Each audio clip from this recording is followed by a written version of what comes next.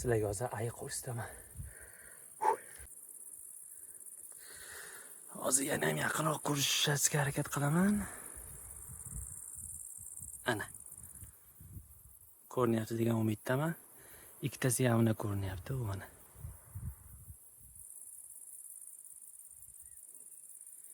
Ha, 3 ta ayiq bilan video. Mendan bir 100 metr narida 3 tasi ham. Yovvoyi ayiqlar bilan birinchi marta bunaqa yaqin kelishim, xayriyat ular shtir qilib o'zini borligini bildirdi. Bo'lmasa oldiga borib qo'ygan bo'lardim hozir. Bilmadim, mana 3 ta ayiq ichida men nima bo'lardim. Wow, vashshe go'zal bor bu ayiqlar. Afsuski, meni kameram yaxshi olmayapti.